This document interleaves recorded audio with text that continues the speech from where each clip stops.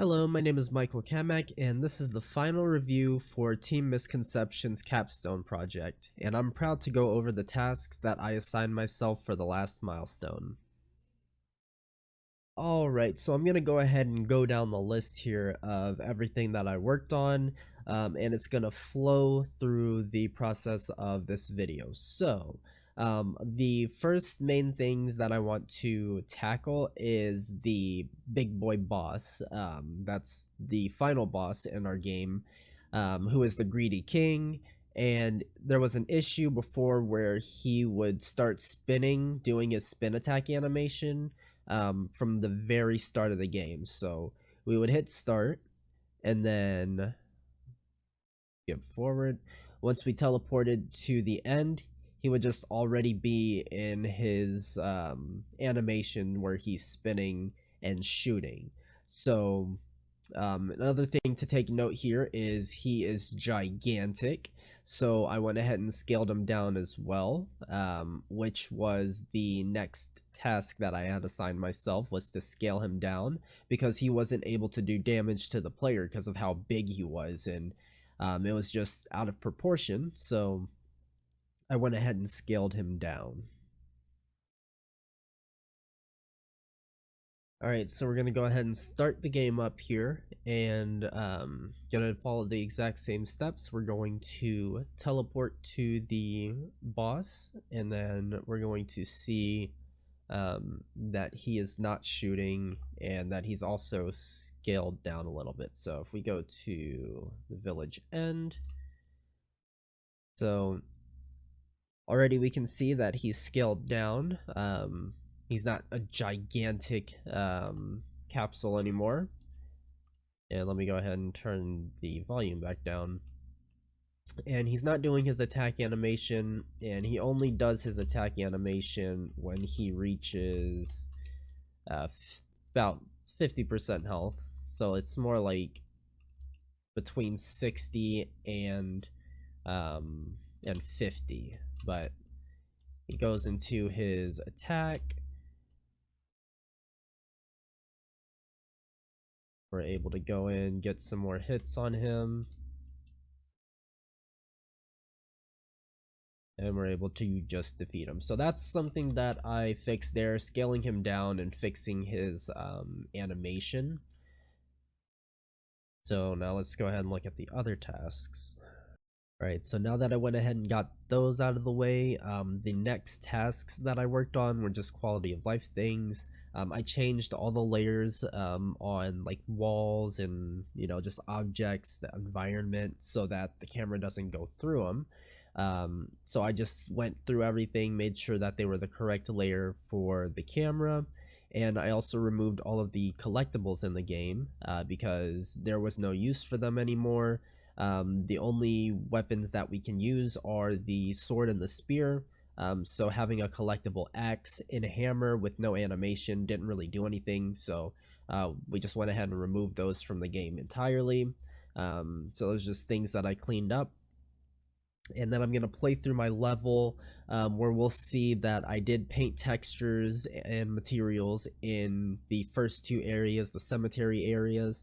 I added the art student assets to the first two levels, so it looks more like an actual world kind of thing.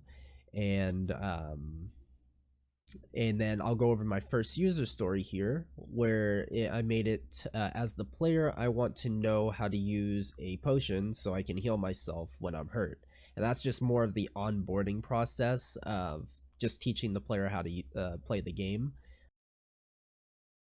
Okay, so here we start up the game again, and we have the onboarding process that teaches the player how to move left and right and forward and backwards, and then how to attack. But now over here, you'll notice the fountain, and then it'll say if you are hurt, press X to use a health potion, which you have up to 2 charges, and then you can refill them at the refill fountain. So if we go ahead and use it, we get healed, and then we have 1, then if we use it, it refills it to another one. So that's the user story I added there for onboarding process. Next is also kind of just a environmental thing to make the game look better. I replaced placeholder benches in the church with actual church benches. Um, and the first armored enemy there, he was giving a bunch of errors, so I ended up removing him for another prefab. So I'll go through and play through those so you can see that. We go through here. We have our ranged enemy here, but now we have some church benches in here instead of just blocks. Alright, so here we are at the first armored enemy in the game. So for this one, we want the player to sprint away from them since he's too strong. But for this one, he was giving a bunch of errors whenever you would fight him. So I replaced him so that it's a different prefab variant. And now essentially, just no errors pop up when we're fighting him. He can attack us and do damage to us. And before, the one that I had in there, he had a hammer, but the one that we make changes to has a sword now. So he's the same as all the other armored enemies. And so that's just something that I had to fix really quick there. And then up here is going to be another bug that I fixed. Before, the player was able to go through the wall here and get outside of the map. So that's another task that I worked on. Right, so we just went over the bug that showed that there was a hole in the wall there. Essentially just showing the steps that there was a wall there, or a hole in the wall there. The next tasks are all for the second part of my level. I needed to add a refill fountain to the boss room, so if the player needed to heal themselves on the way, they'd be able to replenish their potions. So I added a refill fountain there. I replaced the tombstones in the boss room with art assets that we got from the art students. And I fixed, there was an issue with our spear. It wasn't doing damage to the Reaper boss, so I went ahead and fixed that. And when you kill the boss, he drops a scythe. Before, you needed 5 souls to pick it up, but that wasn't intended. There shouldn't be any cost to pick up the scythe that he dropped, so I removed that restriction.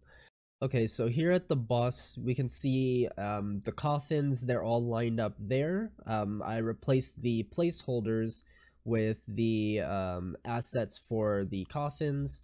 And for the boss, now if I go down there and I defeat him, he'll drop the scythe, and I'll be able to pick it up without having any souls equipped. So I will show that off here in 2 parts, but first let's show that the spear does do damage to him now. Before, it would not do damage, but now,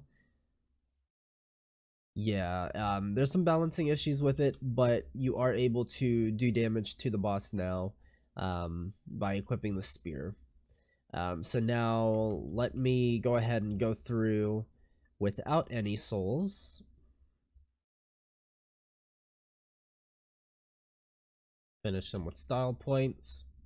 Okay, so he drops his spear, and now you can just pick it up. I have 0 souls if I pick it up.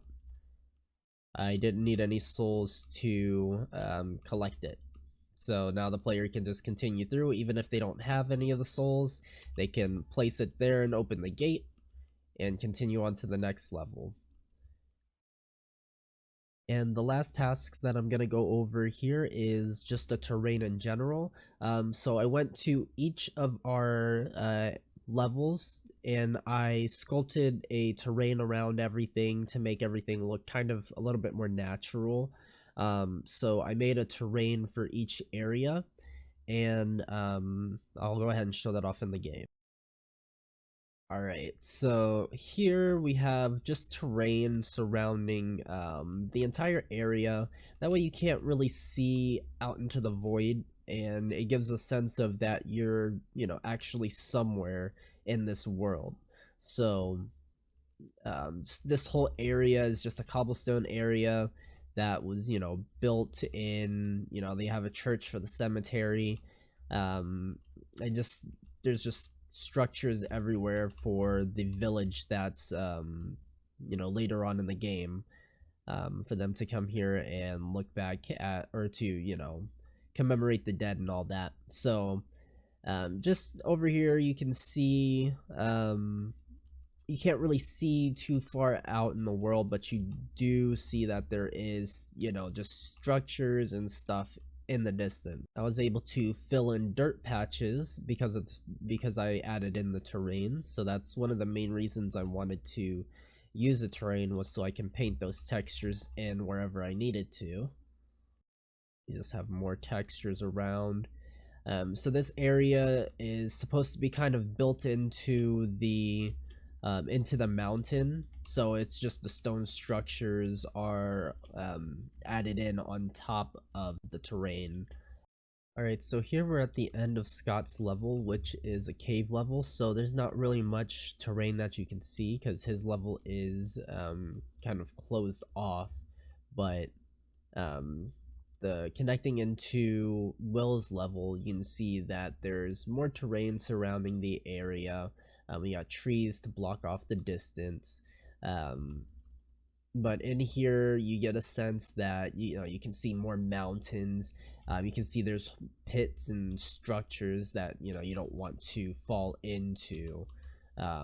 So it's just all connected, and we'll also get a better view of the we'll get a better view at the end of Robert's level. So if we teleport to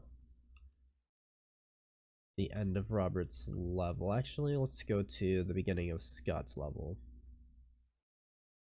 So here you can see more of the terrain. It's all connected.